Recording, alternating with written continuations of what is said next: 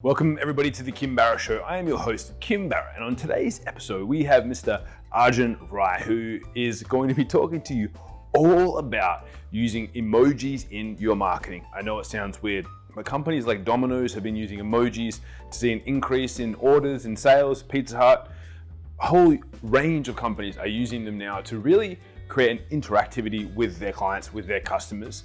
And he shows you exactly how you can do it for your business too, and how you can find a little bit of a shortcut that allows you to get the same results as someone like a Pizza Hut or a Domino's for a fraction of the price.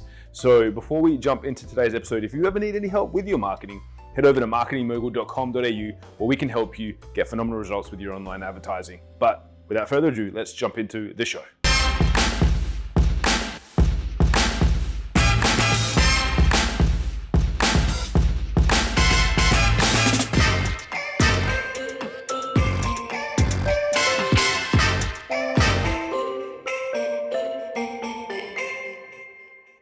Good, sir. Thank you so much for joining us today. Really appreciate you making the time. Absolutely. And thanks so much for your time. Pleasure. Pleasure's all mine.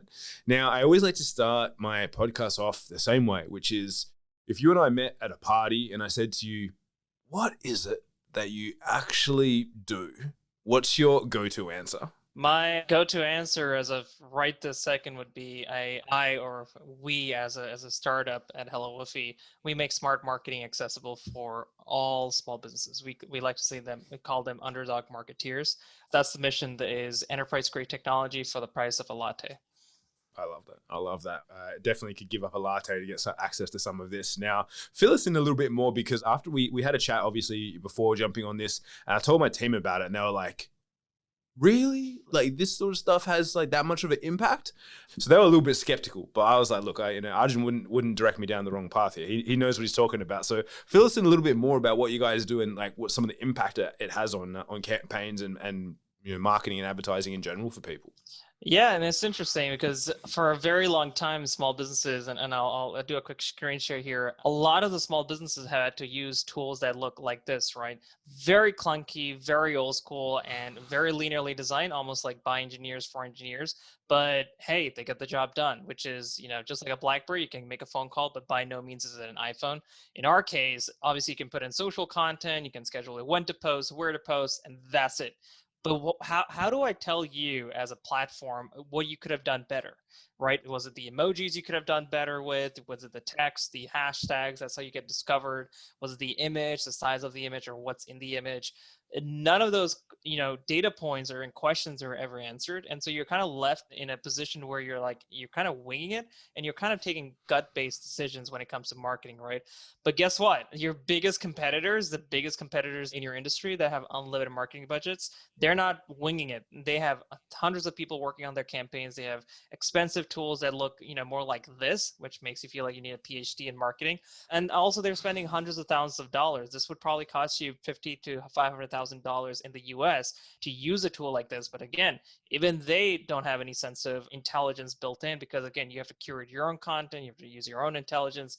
So one of the benefits of our platform is, first of all, there's a lot of white space. We just believe that if you're giving a blunt knife to a chef, he's not going to be happy. If you're giving a broken hammer to a carpenter, good luck getting anything built, right? So a lot of white space, everything is colored, and the colors indicate functionality. So purple, to your point, are all of the campaigns. Every time you schedule a campaign, every time you look at a feature that's creating a campaign, that is purple. Every time you're doing something related to single posts, which are just one-time posts, and you can launch those from the library, which is where all the content is stored, or directly from here, everything will be in a light blue color. And that's to kind of help you grasp the idea of what is long-term scheduling in terms of content distribution, and what is one at a time short-term distribution, right? Simply put, we also don't leave you, to your own devices. Like if you want to start typing content, all you have to do is just say, how are, and it gives you the suggestions of, oh, hey, Kim, do you mean how are you? Of course I do. Exactly. Tab my way through. And then I can say, I love you and my coffee, which I didn't make coffee today, so I am missing coffee. And of course we do love you, Kim. But that's the ability for you to, automatically complete the sentence and let the platform do it for you. Now, of course, emojis are incredibly important. This is a hidden secret of marketing today, and don't take my word for it, take the word from Adobe, right?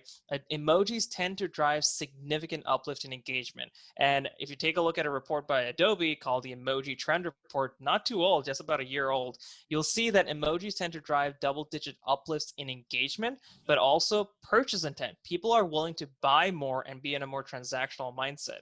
So then we obviously want to figure out which emojis are good to use, which ones you shouldn't be using. In fact, we go one step further, we figure out which emojis are actually being used in real time.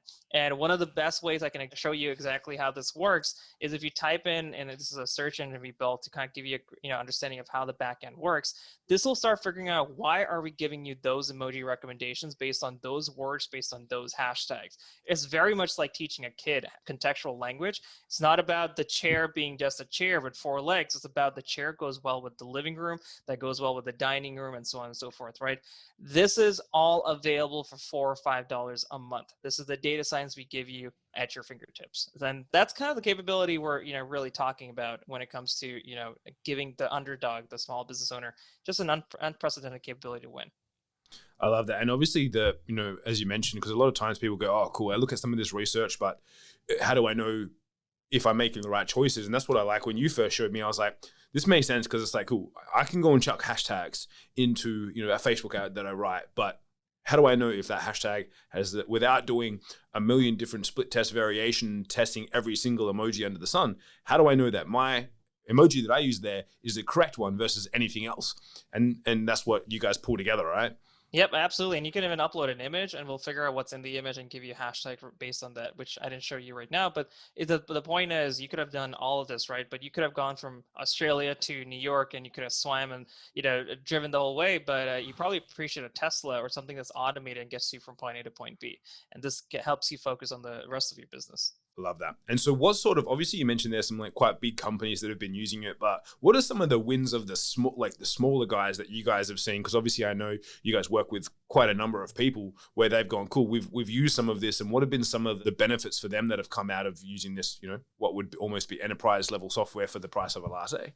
Yeah, no, absolutely great question. And if you take a look at our Facebook group for our customers called Content Masters by HelloWoofy, you can see firsthand what customers are liking, what they're not liking, what they want us to improve, what features they want us to build. It's a very interesting way, because we're a B2B company, but we're acting like a B2C company. And they're telling us every single day, they're getting more engagement, they're getting more likes, they're getting more interaction because of the use of emojis. People are trusting the brand more. Obviously, based on the studies, that's exactly what ends up happening is you just end up getting a better communication with your customers and people who are following you. So all of that is true. In fact, people are also saving a ton of time. When we can help you create the content, people are not spending time in, what should I say next? What should I do next, right? One of the sections in the platform is called Discover. We actually find content from all over the world, categorize it, and present it to you based on what you want. And all you have to do is tap, click on the link, and it'll automatically create a post for you. It'll actually read the content and give you quotes from the article into a social media post. And very soon, because we've also built a tool called Journal that allows you to autocomplete entire blog posts, you'll be able to cite those sources and pull in quotes in MLA standard automatically like that. And that allows you to almost write content like a journalist as a small business owner. I love that. That's so amazing. Now, for anyone that's listening and they're maybe in a more, I want to say an abstract industry where they're like, oh, I don't think that putting in emojis and things like that is actually going to be beneficial because I'm so serious. Have there been any industries where you're like, look, these guys, maybe it's a lawyer, maybe it's something else, I don't know, where they've gone, hey, actually, they've used this stuff, used some of this data and actually got some really good results from it? Yeah, we run into traditional industries and traditional-minded people all the time, and they end up saying, oh, wow, this is amazing, and this is actually really doing well. I mean, at the end of the day, people are people. We're all visual people, right? And emojis is just another example of that.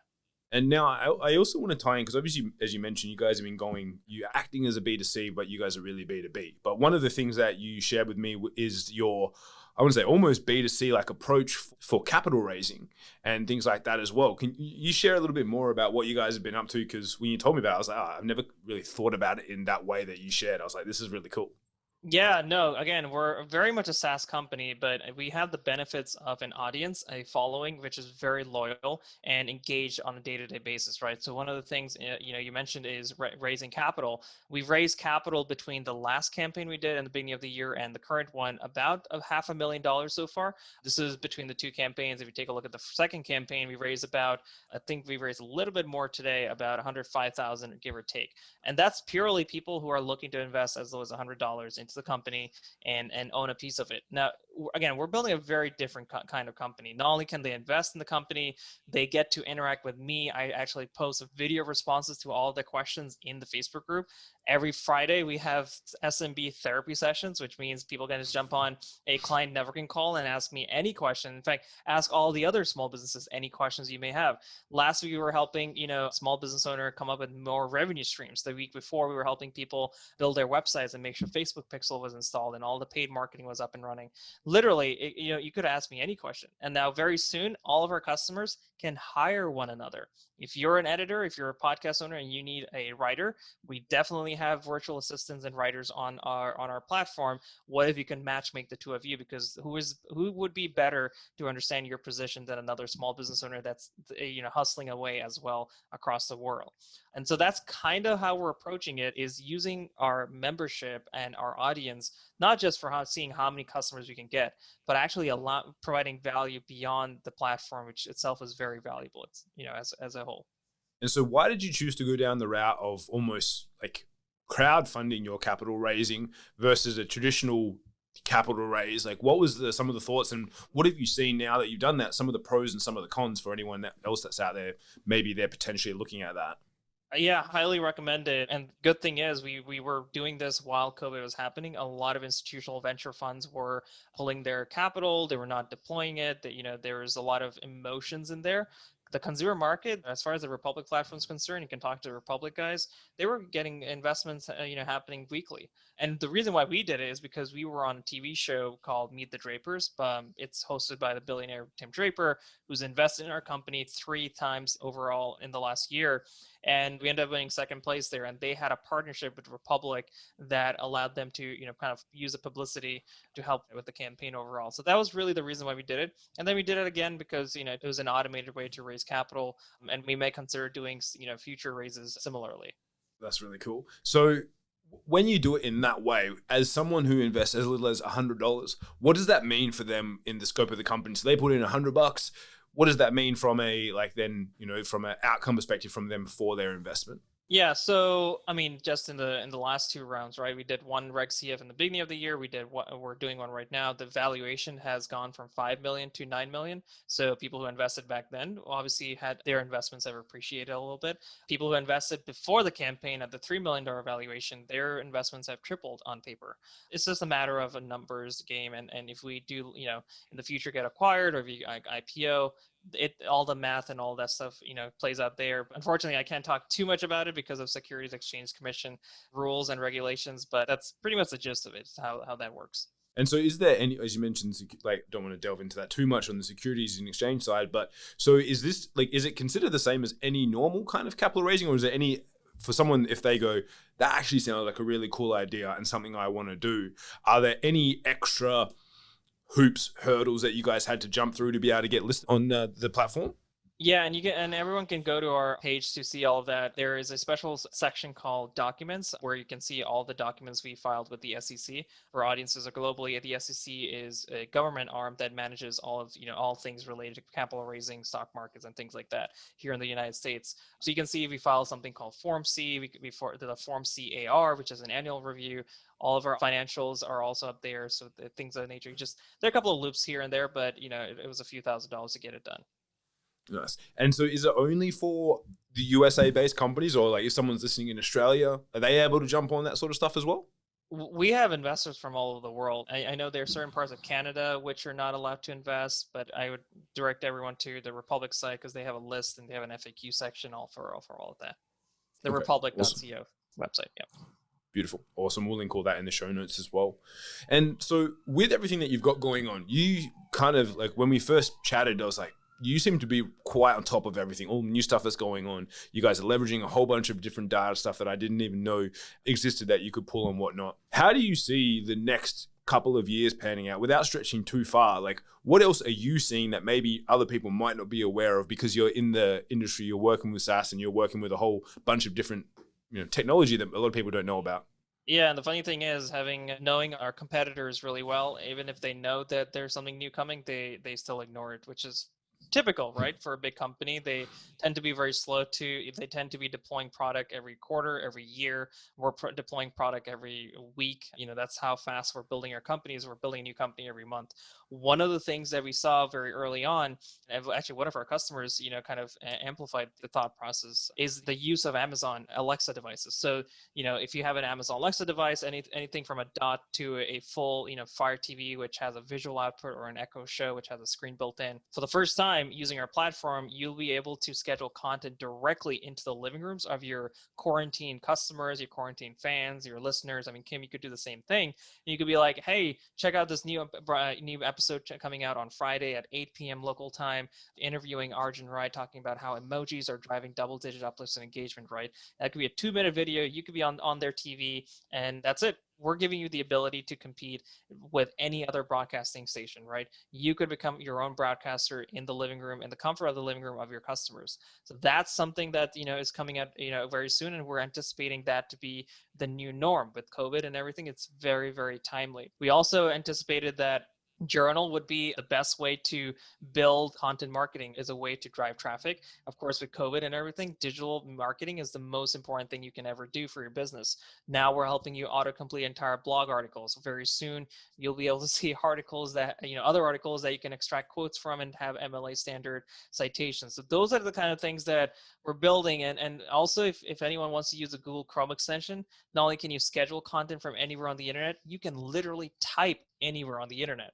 So it's not just about social media scheduling. It's not just about creating a blog post. It's about how can we help the underdogs anywhere on the internet come up with the best, most optimized content, whether you're typing an email, you're typing a blog post, or just taking notes on Evernote. That's the kind of mindset that we're coming. And again, all of this is for $49 a year, US Yeah. dollars. That's just ridiculous. I love that. I love that. And now, as we're getting, towards the end of our chat here together, what's the question that I haven't asked you that I should have? Why are you on your 50th Cath life, and how you got there? Fill me in. Fill me in. So we've had quite a bit of a journey building this company, right? And for anyone who's listening to your show, know that, if you have perseverance and you have good people around you, you can make it. There's a video on our Republic page of how we, under the founder section, of how we basically survived, right? I ended up finding we had about $12,000 left in the bank. I had to let go of my co-founder. I had to let go of our, CTO, for various reasons that don't really matter. We had 12,000 left. I found a second job. Between my girlfriend and I, we put in $170,000, mostly on my credit cards, and then she helped find credit cards. And we didn't know if it was going to work or not. But a year in, we launched the product. 9 months in, we grew 18,000%. We're about to do $250,000 in revenue by the end of the year or more. And the revenue is definitely, we're growing 6 to 8% month over month. The point is, things will just happen. My mom passed away in the middle of the launch itself of our platform. And so things will happen. People will throw things at you, either physically or figuratively, or life will do the same. And you just got to find the right people to surround yourself with, and just keep going. Be the ultimate optimist for yourself before for anyone else. Can I ask, how were you able to do that? Like, what do you think it was? Because obviously you can say being an optimist, but when you've got things like down to the last few dollars, family passing away, like that's a lot of stuff to still be optimistic about. Like, how did you actually navigate through that part? There's a book that really trained me into the mindset that you need, called The Secret by Rhonda Byrne. There's no hocus pocus about it. That's generally the thing that people will tell you. But at the end of the day, it comes down to your mindset, the way you think, the way you treat people. The Secret is actually based on an older book called Think and Grow Rich by Napoleon Hill, which is a classic. Anyone can download it. That really talks about how mindset and energy, focusing energy, it goes into a whole bunch of, because the author Napoleon Hill basically interviewed the most famous icons of his time, the Andrew Carnegies, the Rockefellers, the JP Morgans. And he basically asked them, how did you become successful? So it's a little bit of a harder read. It is pure English from the 19th century, but Rhonda Byrne's The Secret definitely helped me figure that out. I love that. And so now for anyone that's heard everything that we've talked about today and they've gone, cool, I want to find out more about what you guys are up to with HelloWoofy and everything else that's going on for you guys, where's the best place for them to connect? The best way to connect is online. Go to HelloWoofy.com. My email is arjun@HelloWoofy.com. It's also on the very bottom of the website. And I highly encourage everyone to join our Content Masters by HelloWoofy Facebook group. Just go to Facebook.com and search for that. And that'll be a really good way for you to start meeting other small businesses that think just like you, are in the same boat as you. And we're obviously trying to do as much as we can to help them through our platform and also the Friday, SMB therapy sessions, aka client networking calls. Just join, start joining the community, and we're a different kind of B2B company, right? Again, we care about the community. We're trying to help the community as much as possible. Just tell us what we need to build. That's it. Awesome. Absolutely love that. So guys, wherever you're watching or listening to this, if you're listening to it, you need to jump back across to Facebook or YouTube and watch everything, because it's going to blow your mind when you see some of the stuff that Arjun shared on his screen as well.